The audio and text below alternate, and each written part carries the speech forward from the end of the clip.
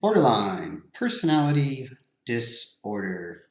This being October, it seems a fitting time to discuss ghosts, hauntings, things of that nature.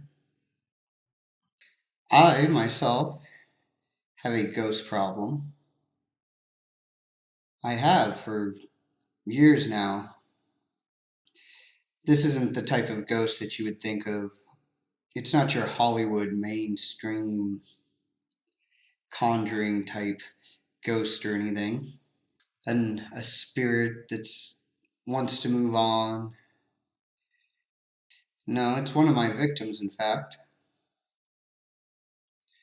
The one I cared about the most, the one I hurt the most. My number one victim, I guess you could call him. Hey, you're number one. Do they get some kind of reward? Prize? They should. Actually, being my number one is probably not a good thing. You will never find a better family man than me, pumpkin.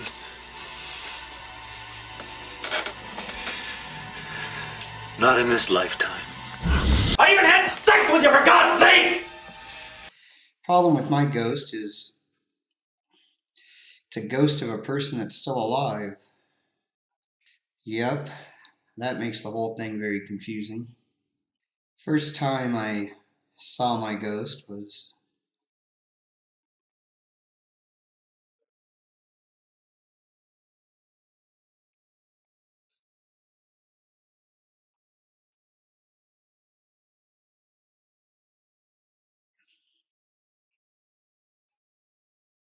about 6 years, I would say.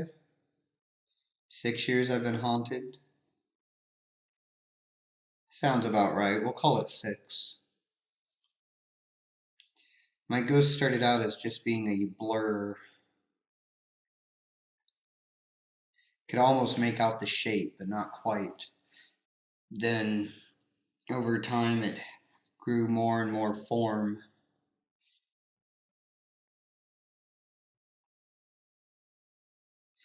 I would chase it away with lots of drugs and alcohol.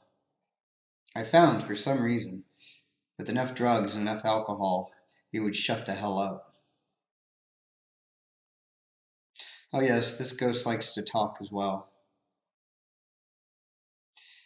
Almost more of whispering. Likes to whisper. Nice, charming things, such as kill yourself, over and over again. Just likes to just whisper, kill yourself, kill yourself, kill yourself. It makes it really tempting just so you will shut up. Just to shut it up, it would almost be worth it. Along with the whispering, it invades your mind and your head with images of the past, things you've forgotten, in amazing technicolor, almost a virtual reality type experience,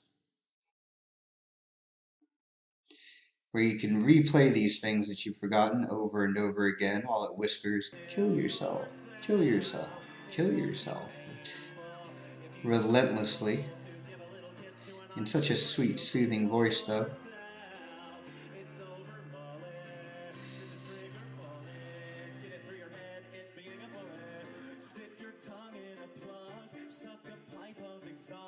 Like I said, though, I found drugs and alcohol would keep this ghost away. It would take away its power. I knew this because anytime I did not have drugs and alcohol, well, here would be my ghost reappearing.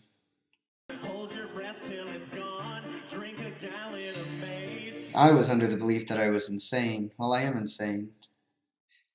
I was pretty sure this ghost couldn't be a real ghost since the person that this ghost was appearing as was still alive.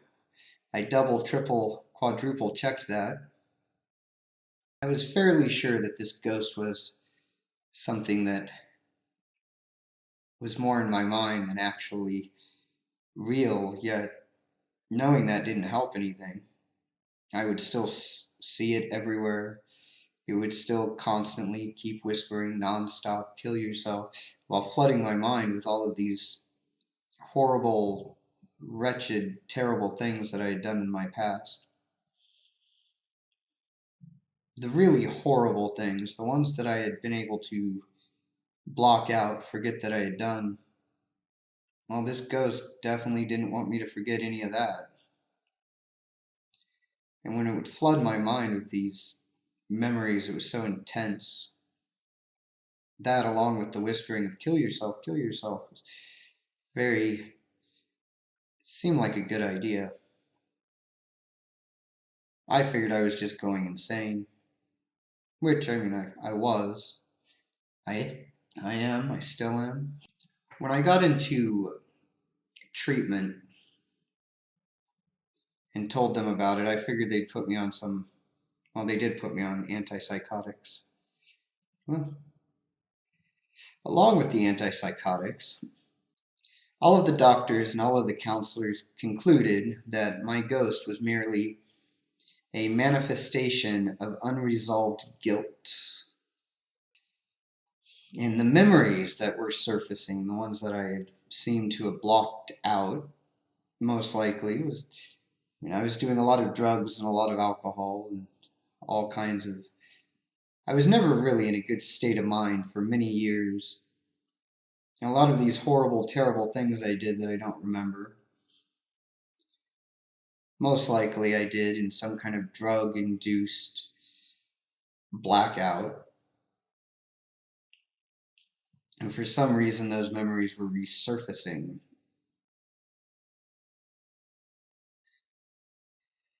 That's fine and dandy. Fine and dandy.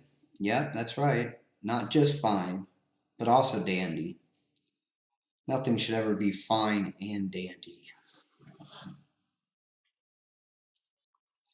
So I try to stay away from things that would trigger me. Any music from the 90s, anything from the 90s pretty much, I just stay away from.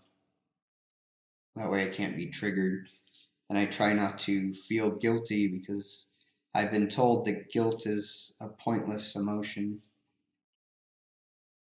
Regret is okay, but guilt is pointless.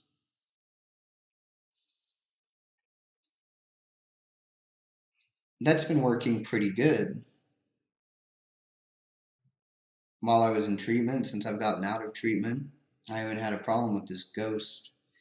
I just stay away from anything 90s that might trigger a memory and try to forgive myself as much as possible, not hold guilt. That was until a week ago when something triggered a whole bunch of memories. And here comes my ghost right there along with them. I've been battling with that for the last week.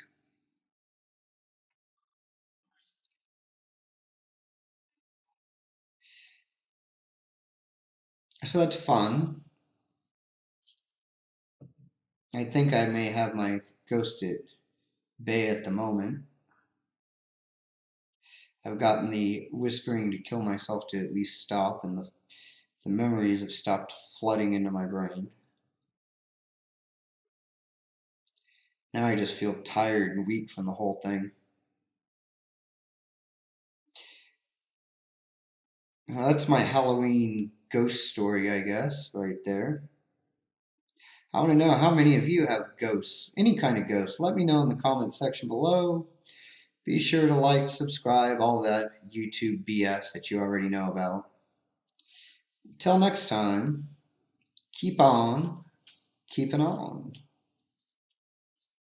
Drink a gallon of mace, be gay in Iran, let Oprah sit on your face, jump off of a bridge. Really a manifestation of guilt. Really? I'm trying to film and you're going to come into my scene? This is like really intense stuff and you're going to just fly into my scene? Where'd you go? I'll kill you. I'll kill you dead. Come back, fly. I'm going to kill you. Fly in my scene.